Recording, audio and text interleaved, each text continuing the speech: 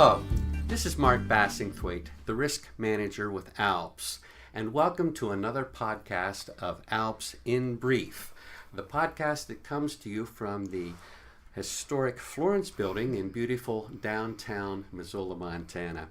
And I am very excited about our guest today. I have with me Michelle Huie, and she is with a company here in Missoula known as VIM VIGR. And I'll explain to all of you in a moment why I would like to chat, and looking forward to chatting here with Michelle. But before we jump into our discussion, Michelle, can we take a few moments just to have you share a little bit about yourself? Absolutely. I'm Michelle Huie. I'm the founder of VIM VIGR Stylish Compression Legwear. We make stylish compression socks, compression tights, and we've been in the market for about 5 years. We're also based out of beautiful Missoula, Montana. Not quite in the Florence Building, but beautiful Missoula, Montana. Yes. And we have about 20 employees all based here.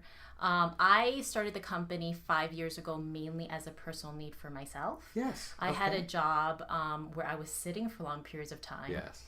I'm sure Yes. we can relate to that. I can relate. Yeah, and I just noticed that my legs were really tired and achy, which kind of was counterintuitive to me. I was like, why am I tired? I've been sitting all day. Right. Like I've expended zero energy. I shouldn't be tired.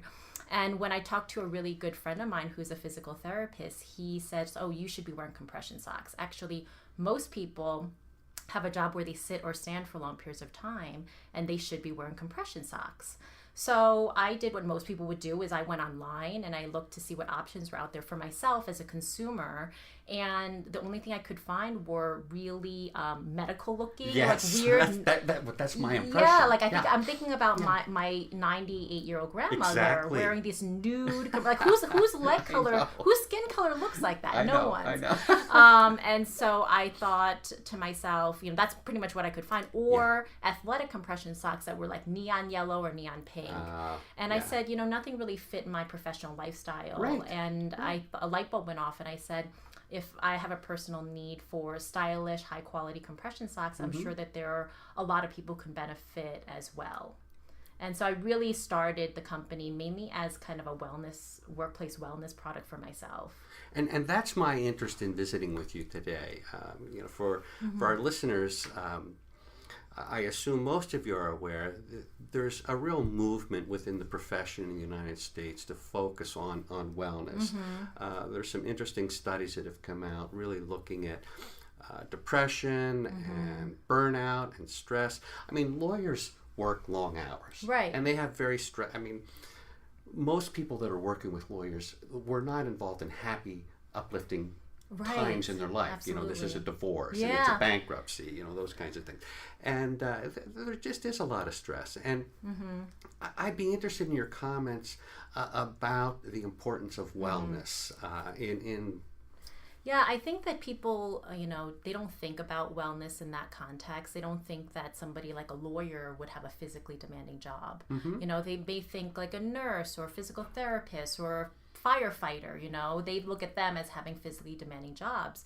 But in the reality, a lot of people do, especially if you mix in high stress, poor eating, sedentary. They say smoking, sitting is a new smoking, right? That's like the expression of sitting. I've heard that. And that's why a lot of times, I'm sure a lot of the lawyers even listening now have those sit-stand desks, which is much better for you than sitting all day. And frankly, it is very, very stressful. And there's a huge movement of kind of to prevent burnout. I mean, you have, for example, Arianna Huffington started her company Thrive Global, and she wrote this book called The Sleep Revolution, specifically to talk about preventing burnout in the workplace. Because so much of it is, it's obviously there's physical, there's emotional, there's mental components of being healthy in the workplace. And frankly, you spend a lot more time working than you do doing anything else. That's true. And I think people kind of forget about how to stay healthy in the workplace, and it's a real problem. And I think it definitely leads to a lot of burnout. And you've gone in this direction of compression socks, which I love this. And for those of you listening, again, the company is VIM VIGR, and I assume that the website is VIM VIGR, VIMVIGR.com. Okay, I did have the opportunity to take a look at some of the product, and it's just great stuff. It, like you were saying, it is not these neon things and the things grandma in her 90s wore. Right. But how do you see compression sock, just as an example, really impacting?